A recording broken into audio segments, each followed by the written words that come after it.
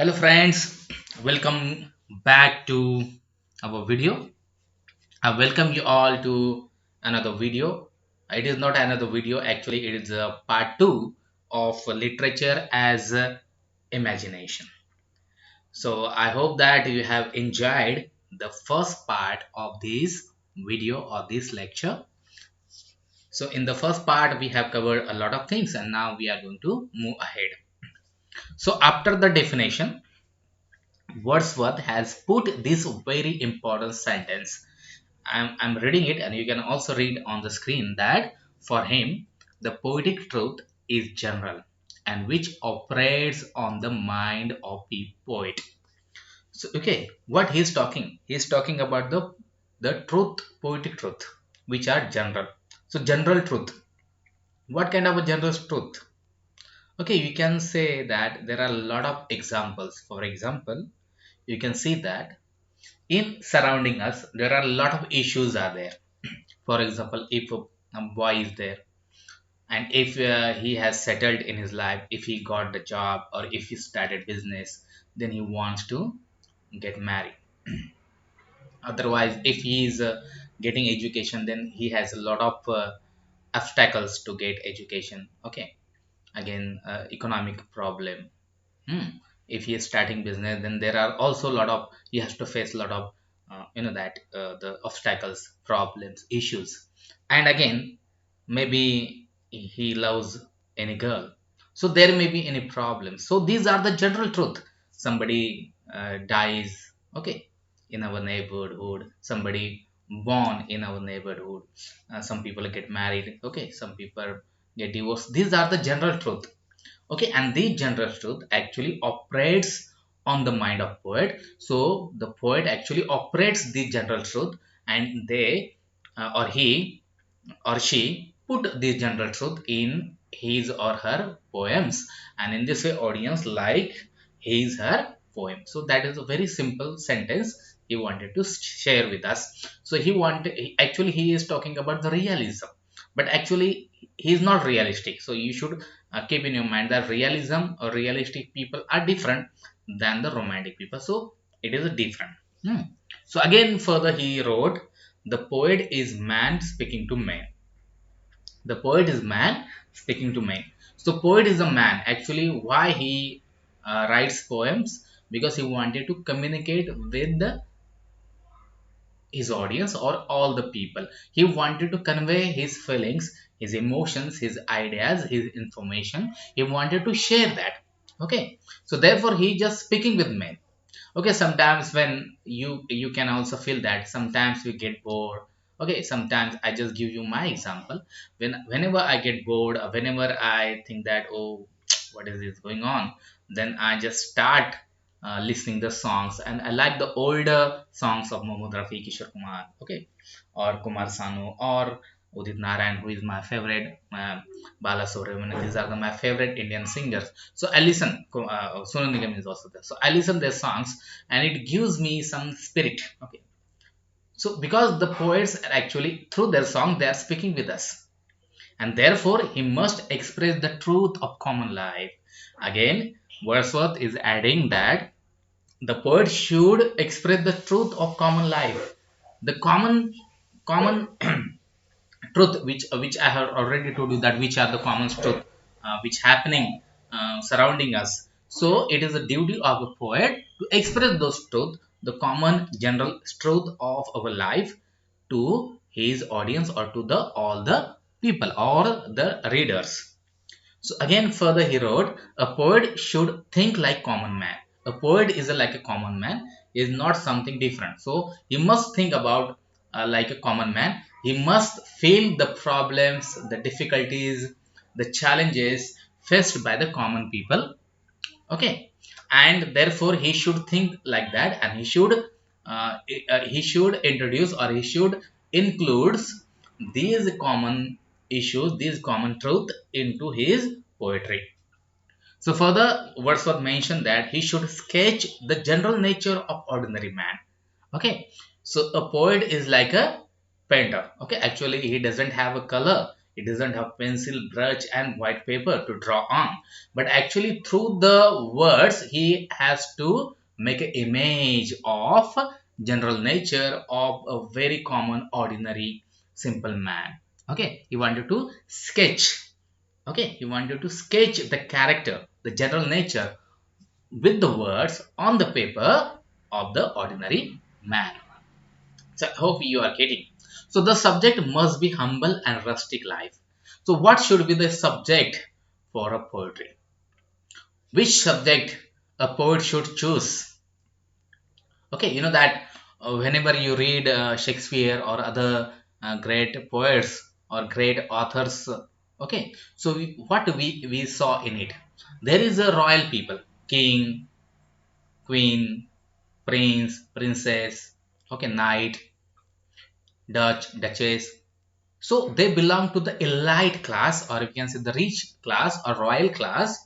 And we see that Hamlet is a prince, okay, and he wanted to become a king after the death of his own father, but actually her mother shattered his dreams, and she got married with Collidius, his uncle. So we are going to see it when we start Hamlet. So what is this? This is not about the common people, okay. So if Hamlet loves Ophelia, that love is love. And if a milk provider John loves to housekeeper Lily, isn't there love is love? Okay. So what I'm trying to say you that the greatest people, the classical poets, they have chosen not the humble and rustic life, but the elite life of the rich people, of the royal people, as a subject matter of their literary text. But here Wordsworth is completely opposing the classical notion, classical philosophy, or classical approach of literature. So he said that a poet should choose subject matter for his poetry from a humble and rustic life. Where is humble and rustic life? If you compare to the neoclassical poets, you can see that the neoclassical poets, including John Donne, Alexander Pope, Oliver Goldsmith, okay, okay, and other people, including Thompson, okay. So these people they have written on the urban life, not the rural life, urban life. It was the center of the urban and the elite people, the rich people. It was the subject matter of that. So Wordsworth has completely denied that subject, and he said that why should not you go to the villages? Why should not we should include the subject matter of the common people? So therefore, the rustic life, the poor life of the people, okay, they should include that subjects. Okay, and when a poet should include the humble and rustic life as his subject for his poetry, then only the truth become the local. Okay, you can compare. Nowadays, you can see that what is going on in India. I'm not a politician, and therefore I'm not going to make any kind of political comments here. But you can see that where in the COVID-19 pandemic, who is suffering? It is the poor people. It is the workers, small farmers or farm workers. They are suffering because they do not have job to work. The rich people, they don't have anything, and you know that the government is also denying, you know that our GDP has lost it. Okay, it became minus. I'm not commenting, I'm not criticizing our government, but what is going on due because of the this COVID-19 pandemic and other effects, the poor people, the working class people, the humble and rustic people are suffering.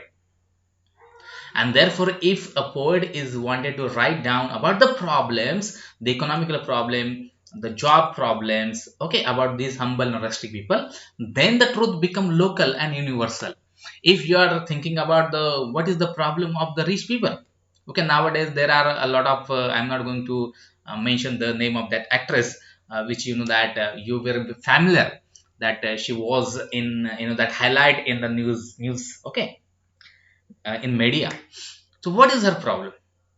Okay, her problem is a political problem. Okay, she wanted to come Mumbai. She wanted to she has expressed her opinions about Mumbai, about Maharashtra, whatever. I'm not going to comment here because I'm not a politician and I don't want to involve in that matter. But I'm just telling you that what is the problems of elite people, the rich people. Their problem is different. They are not local, and their problem are not universal. The poor people, they don't have a job. They don't. They are not working. There is a problem that how they can fill the stomach of their children with the foods. That is the biggest problem. So many people, they are losing their jobs. Okay. Okay, so these are the real problem. The problem of the humble and rusty people. I'm just connecting here. Don't take me wrong. I'm not a politician. I'm not belong to any political party, and I'm not criticizing to any political party or any actress or anybody.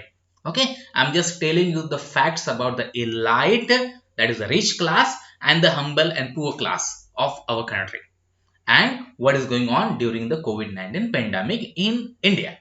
Okay, so I just want to relate it that with the this what Wordsworth is actually talking, that poet must include humble and rustic life as a subject of their literary text. Because of that, only if a poet adds the humble and rustic uh, subject matter, people's subject matter, then and then only truth became the local and universal. And when the common truth became local and universal, then and then only accepted by all the people. So that is very important suggestion or theory Wordsworth has put here. So again, further he said that the poem must deal with the minds of reader. The poem must deal with the minds of reader. What actually he wanted to say. So whenever you get bored, I have given you the example. So you listen the song, and after listening that song, you forget your worries, you forget about all the things, and you just involve in that song, and you get a different kind of pleasure.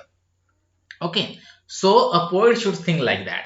A poet, it is the duty of poet to get a person from all his worries, all his sorrows, all his tension. He must get rid of that by listening that poem. Okay, so whenever I get bored, and before I joining our college, I'm just talking about the year of 2009 or 10, when I'm also not qualifying the NET examination, that is National Eligibility Test for Lectureship, and therefore I was very that very disappointed. And then I listen a song like Oh Chanda, okay, Chanda O Chanda, Teri or Meri Ek Kahani. That is the very beautiful song sung by Kishore Kumar, and it is one of the saddest song. And whenever I listen that song, I get release of my tension, and I became fresh. So like that, a poet must deal with the minds of readers. Again, further he said that the poet should choose the language of the poor people, that is the common language. You know that if you think about the languages, so language differ. Elite class or the rich class, their language is different. Okay, if you think about the Marathi language, you can see that the rich people, they pretend to speak very pure Marathi, very pure Marathi. And if you think about the humble and rustic people, they speak their that their their language. Okay, it is very humble.